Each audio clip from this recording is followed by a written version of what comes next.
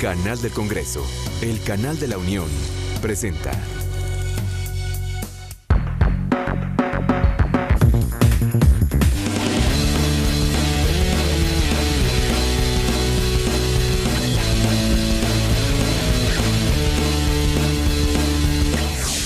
¿Qué tal? Soy Manuel López San Martín. Bienvenidos al canal del Congreso, bienvenidos también a esta visión universitaria, un espacio de diálogo e intercambio de ideas entre legisladores y estudiantes universitarios.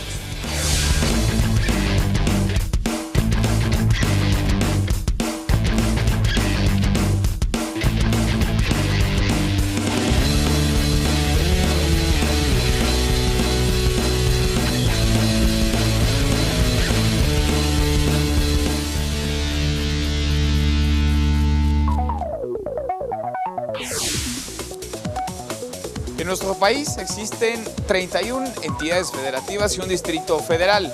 Están estructurados a su vez en 2.445 presidencias municipales y 16 jefaturas delegacionales. Se estima que en nuestro país, entre presidentes municipales, síndicos y regidores que conforman los ayuntamientos, existen alrededor de 22.500 servidores públicos. Por otro lado, cerca de 500 municipios responden a usos y costumbres, es decir, no están correctamente regulados por la Constitución. Recientemente, el Congreso de la Unión aprobó modificaciones al artículo 108 de la Constitución. En estas modificaciones, los presidentes municipales y los funcionarios de un cabildo, de un ayuntamiento, se vuelven sujetos de esta medida, a través de la cual tendrán que responder al administrar recursos federales. ¿De qué manera se modifican las responsabilidades administrativas? ¿Quién investigará a los funcionarios municipales que incurran en faltas o que violen la ley? ¿De qué tamaño serán los castigos, las sanciones? Hoy, desde el Senado de la República, jóvenes estudiantes discuten, dialogan, intercambian opiniones con legisladores. Acompáñenme a esta visión universitaria. Arrancamos. En México, el 47% de las administraciones de gobierno municipales no realizan auditorías. ¿Qué tal? Bienvenidos, gracias, muchas gracias por acompañarnos en esta visión universitaria, gracias por vernos, sobre todo gracias a los estudiantes de la Universidad del Valle de México que nos acompañan, que se dieron la vuelta aquí al Senado. Hoy un tema polémico, importante, interesante, lo vamos a platicar con un legislador, un senador del PRD, Zoé Robledo. Senador, bienvenido, gracias por estar con nosotros. Gracias a ti, Manuel, por la invitación y bienvenidos a todos los estudiantes de Derecho de la Universidad del Valle de México aquí al Senado de la República. Que te conozcan, que te reconozcan. ¿Quién eres? Claro que sí. Bueno, yo soy Zoé Robledo, soy senador del PRD, represento al estado de Chiapas. Soy integrante de las comisiones de Radio, Televisión y Cinematografía, soy presidente de la Comisión de Bibliotecas y Asuntos Editoriales, hasta hace unos días era presidente de la Comisión de Sur-Sureste, sigo siendo integrante. También soy secretario de la Comisión de Estudios Legislativos Primera, que como ustedes saben es la que lleva todo el control constitucional para que no haya contradicciones entre lo que hacemos en el Senado y leyes que ya están aplicándose. También soy integrante de la Comisión de Concordia y Pacificación, la COCOPA, la Comisión Bicameral de Concordia y Pacificación para el Estado de Chiapas, de la Comisión de la Medalla Belisario Domínguez. Bueno, intentaré darles algunos datos sobre esta modificación particular a la Constitución que se dio hace algunos días aquí en el Senado. Sin duda, es el 108 constitucional. Es el 108 de la Constitución, así es. Vamos a platicar sobre el tema, si te parece, y vamos con la primera de las preguntas. Dulce Abigail Godínez. Dulce. Ustedes como senadores, ¿qué visión tienen sobre la corrupción de los servidores públicos? ¿Cómo se va a contrarrestar la corrupción ahora con esta reforma hacia los servidores públicos municipales? Gracias, muchas gracias. Quizá es un buen punto de origen. Sí. ¿Qué dio pie a la reforma, esta reforma del 108 constitucional? Sí, claro, es una pregunta muy pertinente porque la inspiración, la motivación principal para hacer esta reforma fue que los funcionarios de los municipios, de los ayuntamientos, de los presidentes municipales, los regidores, los síndicos, no eran sujetos responsables ante violaciones a la Constitución o a leyes federales por el manejo de recursos federales o de fondos federales. ¿Por qué es tan importante esto? Es muy diferente vivir en una ciudad como esta, e incluso en el Estado de México, donde hay municipios tan grandes, que la vida que se lleva a cabo en casi 2.500 municipios que hay en todo el país, donde la autoridad pues es el presidente municipal, el ayuntamiento, su cabildo, los regidores, sus síndicos y demás. Y estos funcionarios, una de las principales tareas que tienen es realizar obra pública, obra social que hace tanta falta en todo el país.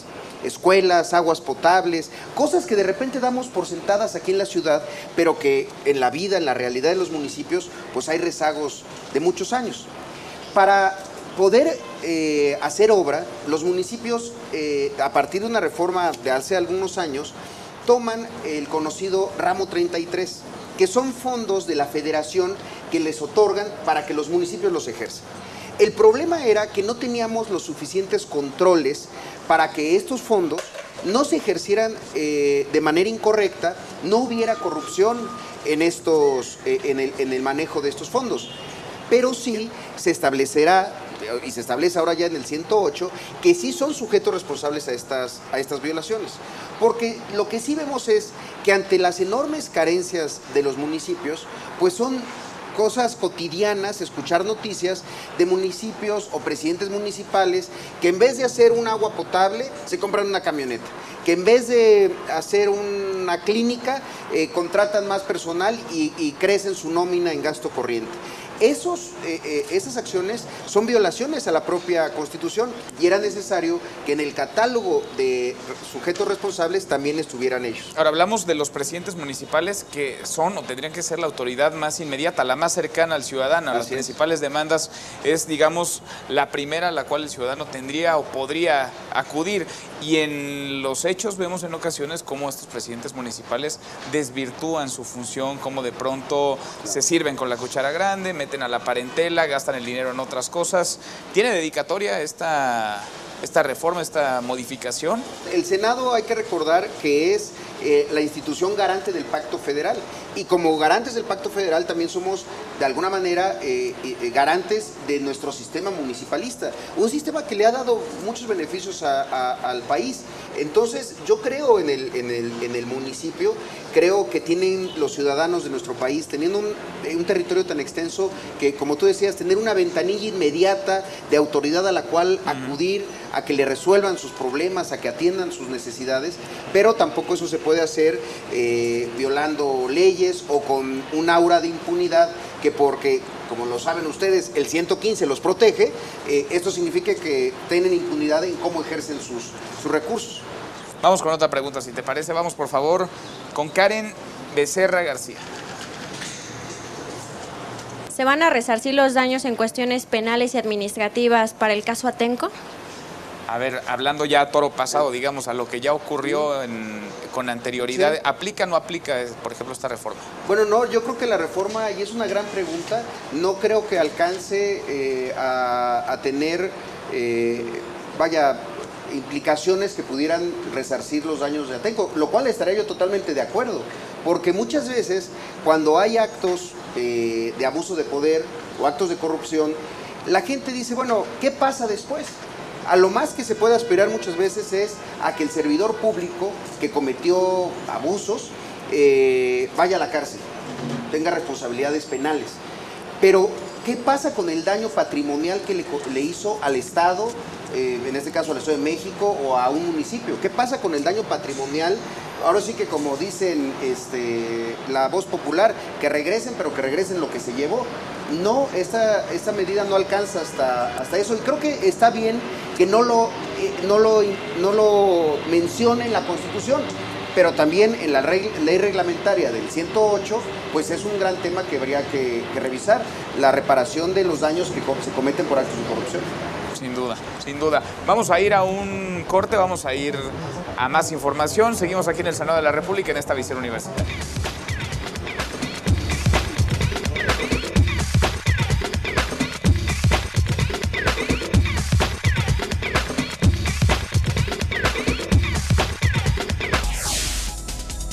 Solo el 31.4% de las administraciones de gobierno municipales del país cuenta con esquemas de sanción para servidores públicos. En México, solo el 46.6% de los municipios tienen programas de transparencia y anticorrupción.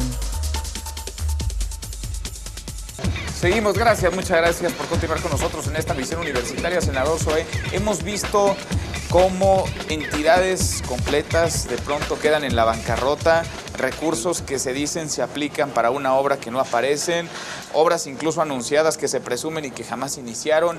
Esto ocurre también en los municipios, y ¿de qué manera se va a poder prevenir con esta reforma, con esta modificación constitucional que siga pasando? Bueno, sin duda esa es la motivación de tener estas prácticas, y la reforma a la Constitución, repito, lo que tiene es que ya los hace sujetos responsables, que no lo eran, era algo de verdad inconcebible. Hay, digamos que un catálogo. O sea, antes podían hacer y deshacer prácticamente a placer.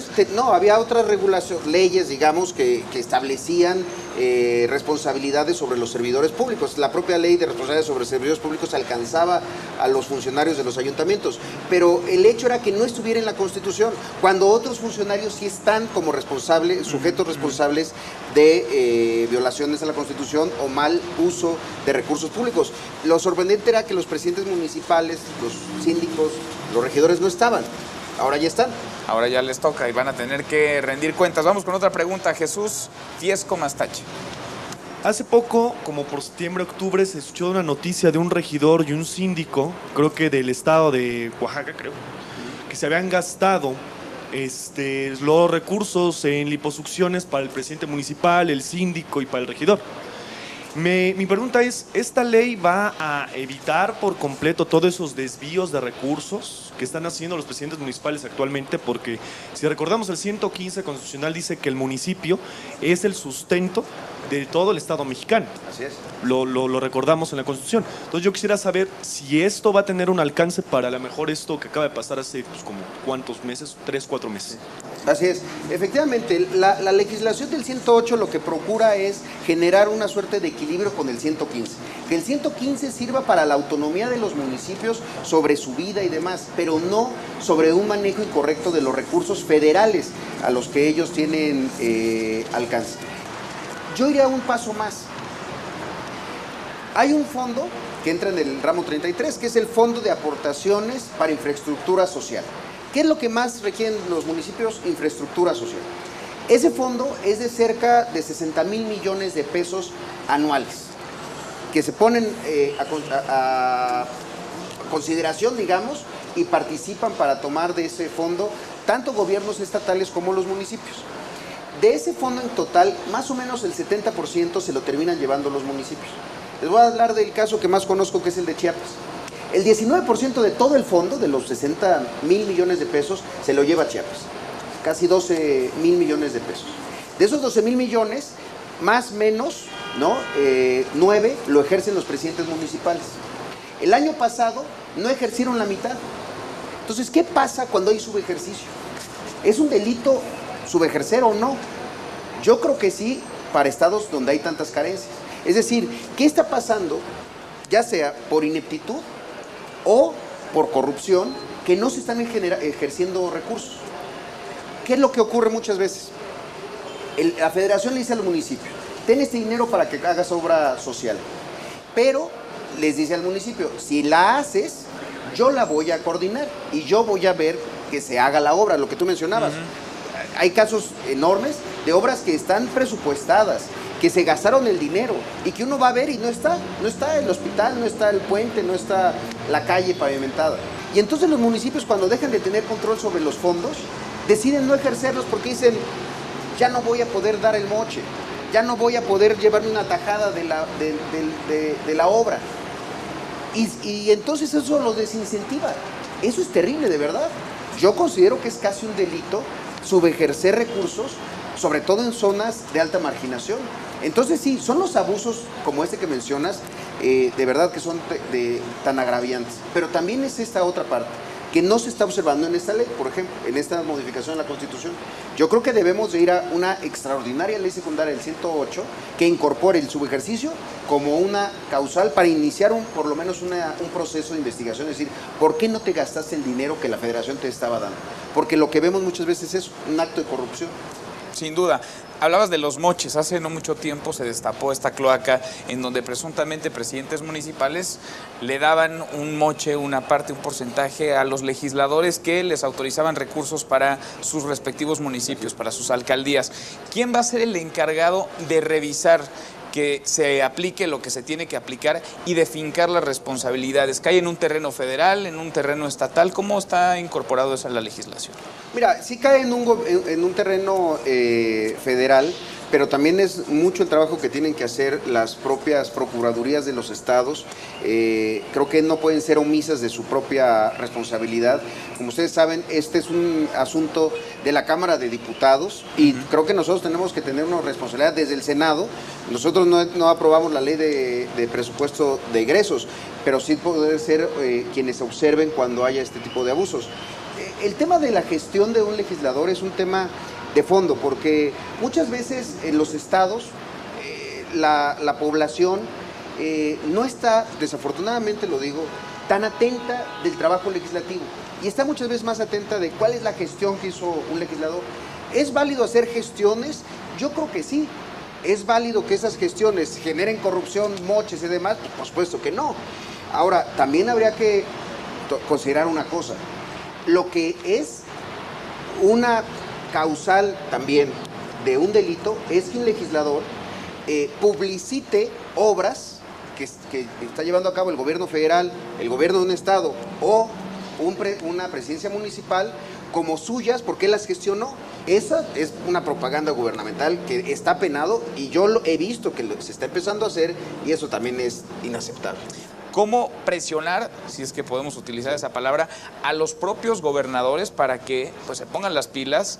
Porque a final de cuentas pues, los recursos ni son de ellos, ni son de los presidentes municipales, son de todos los ciudadanos, son de todos los contribuyentes. Eso me parece que debe de ser desde una ciudadanía más activa, que observe y por supuesto que no se deje engañar respecto a las atribuciones que tiene el legislativo y las atribuciones que tienen los presidentes municipales. El legislativo no construye, el legislativo no construye obra, vaya, construimos acuerdos, por eso aspiramos, pero no construye obras, no está en esa parte de infraestructura social. Y lo digo porque en los municipios con muchas carencias es muy fácil de repente que se aparezca un diputado o un senador local, diputado federal o diputado local, y venda una idea falsa, lo cual me parece también una ofensa a la ciudadanía. Sin duda, y los principales observantes, los principales garantes de que se apliquen los recursos, pues tenemos que ser todos los ciudadanos. Vamos con otra pregunta más, vamos con Benjamín Linares Blanco.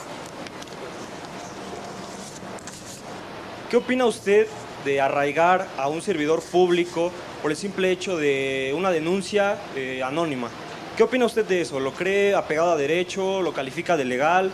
¿Lo califica correcto a los derechos humanos o contrario? ¿Qué opina usted a través de eso? Gracias, muchas gracias. Regresamos con esta pregunta, si te parece. Vamos a ir un corte, vamos a otra visión y seguimos aquí en el Senado de la República en esta visión universitaria.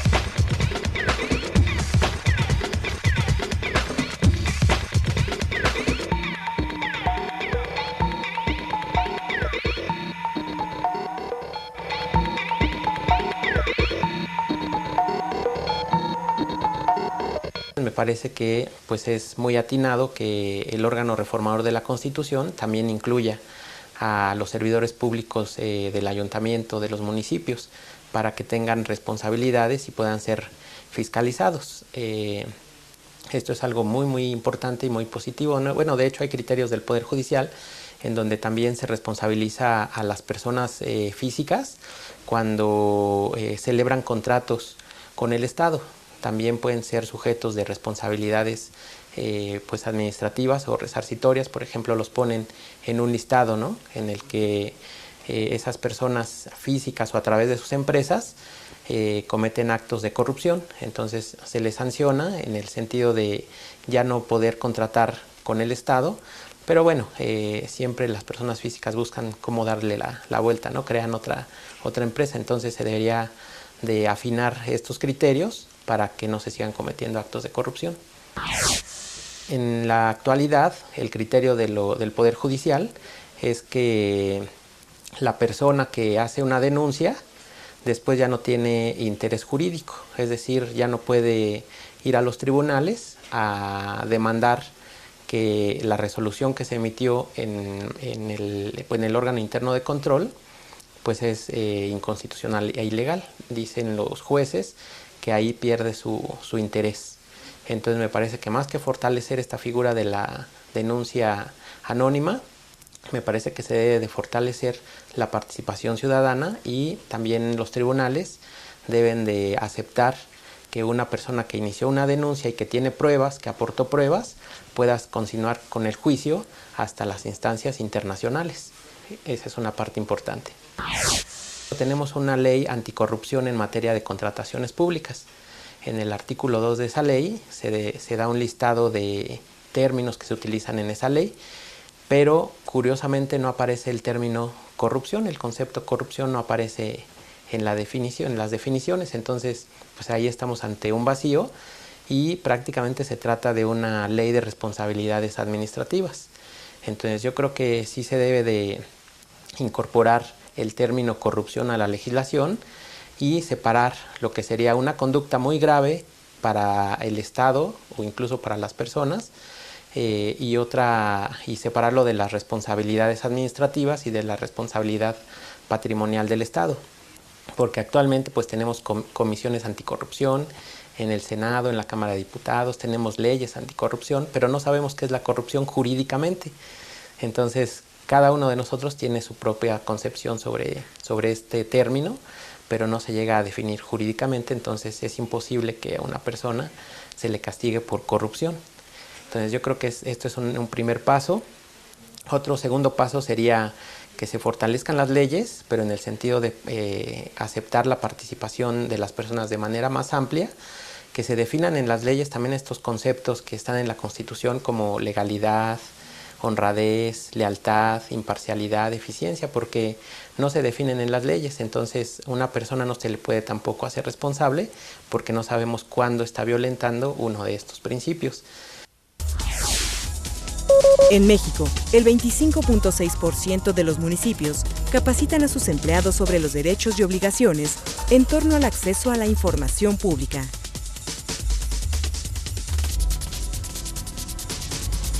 Seguimos, muchas gracias por continuar con nosotros. Durante el sexenio pasado se utilizó mucho la figura del arraigo. Este gobierno en sus inicios dijo que la dejaría de lado. A final de cuentas la ha venido utilizando de manera selectiva. No sé si propiamente a través de denuncias anónimas o bajo ciertas investigaciones, particularmente el caso de Michoacán es alguno en donde se ha venido utilizando. ¿Cómo ves esta figura, el arraigo? ¿Aplicarlo o no aplicarlo? ¿Es violatoria o no de los derechos humanos como nos planteaban en la pregunta? Claro, sí, creo que Benjamín acá hace una pregunta muy interesante, porque además es no solamente el arraigo, sino el arraigo a un servidor público en caso de una denuncia anónima, que muchas veces puede estar fundamentada o muchas veces no. Mira, déjenme comentarles una experiencia personal. Yo fui diputado local en mi estado, en Chiapas, y siendo presidente del Congreso del Estado, aprobamos una reforma a la Constitución, y en Chiapas el arraigo ya no existe, se eliminó la figura del arraigo, que muchas veces, y hay que decirlo, se utilizaba de manera incorrecta para perseguir a periodistas, a actores políticos incómodos, a activistas, a líderes de organizaciones no gubernamentales, etcétera. Porque, ¿qué ocurría con el arraigo? Se tenía la lógica de detengo y entonces empiezo a investigar. Ahora sí que para que no se me pele. La lógica del sistema, además del sistema de juicios orales al que vamos a caminar, debe ser toda la contraria. Debe de ser, investigo para detener. Y entonces, la figura del arraigo ahí ya no cabe. Hay observaciones de organizaciones internacionales, de las propias Naciones Unidas, que han recomendado a México, en muchos espacios, desaparecer ya la figura del arraigo. Porque además hay un efecto también en el asunto del arraigo de ineficiencia. ¿A qué voy? Para ponerles el mismo ejemplo de Chiapas, durante cerca de 6 años se habían llevado a cabo, en un sexenio de 2000 a 2006, se habían llevado a cabo cerca de 1,200 arraigos en todo el estado. Y solamente se habían iniciado procesos y había llegado a sentencia cerca de 10 personas. Entonces, todos los otros 1,190 personas que en algún momento habían llegado a su casa, la policía los habían agarrado, los habían subido a una patrulla, los habían metido a un centro de arraigo, pues habían vivido una experiencia que después le dijo el gobierno, disculpe usted, no teníamos nada de qué acusarlo, salga. Pero esa experiencia, pues tiene, ahí otra vez, cómo se resarce ese daño, no solo de los días que pudo haber pasado, también, porque además llegaba a haber casos que estaban arraigados hasta un año. Pero además también en el estigma social del prestigio de esa persona, que pudo haberse visto vulnerado, porque puede ser que alguien no distinga entre lo metieron a la cárcel o lo arraigaron. Para alguien va a decir, pues lo metieron al bote y estuvo en la cárcel un año. Y puede ser que esa persona no era culpable de ningún delito. Entonces yo estoy en desacuerdo en el arraigo en cualquier caso. Y en ese caso yo creo que la autoridad está obligada a investigar muy bien las denuncias anónimas, porque sin exonerar que hay abusos de los servidores públicos, también hay veces que pues, hay venganzas personales, otro tipo de motivaciones, pues que no pueden generarse en una acción del gobierno, de la cual después tenga que incluso disculparse. Sin duda, y cae en la cancha, por supuesto, de las responsabilidades de los servidores públicos. Se nos acaba el tiempo, nos gana, senador, si te parece, vamos cerrando. ¿En dónde pondrías el acento, en dónde pondrías también los focos que hay que cuidar para que no se vuelvan rojos en este tema, para que lo aplicado, para lo que está ya en la ley, pues, se vuelva una realidad, digamos, en la práctica? Mira, yo creo que tenemos que voltear a ver al municipio otra vez como efectivamente la figura desde la cual se construye la autoridad en nuestro país. Yo incluso siempre he manifestado mi admiración porque el proceso de transición democrática, que ella es un asunto de discusión de otra materia, si estamos todavía en un proceso de transición o ya que estamos en una democracia consolidada, pero ese proceso inició en los municipios. ¿Dónde empezó a ganar la oposición sus primeras posiciones? En los municipios, allá en el norte del país. Y empezaba la oposición a gobernar y empezaba a demostrar que podía haber una alternativa al partido hegemónico. El municipio tuvo un momento muy vigoroso. Las reformas al 115 fueron muy positivas para darles autonomía y demás. Ahora, ¿dónde debemos de seguir legislando? En que cada vez haya mejores presidentes municipales. El asunto de la reelección va a abrir esa posibilidad, que un buen presidente municipal pues pueda seguir teniendo la confianza de la gente. El buen servidor público, el buen presidente municipal, que se pueda reelegir, yo estoy de acuerdo, siempre y cuando pues se tengan controles y empecemos a tener esta ciudadanía más exigente, que observe, que participe y que premie o castigue a los servidores públicos. Sin duda, cae en la cancha de nosotros. Gracias, muchas gracias, senador, gracias. Eres un senador tuitero, además, recuérdanos tu cuenta en Twitter, por favor. @SoeRobledo, con Z.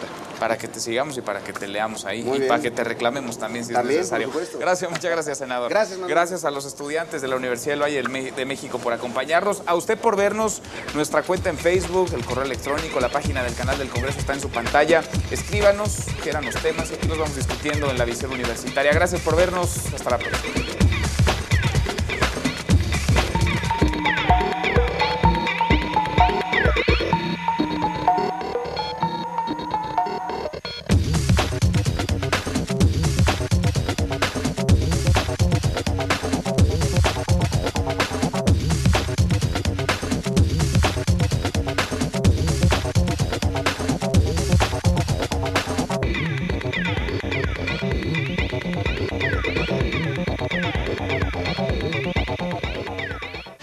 Canal del Congreso, el canal de la Unión, presentó.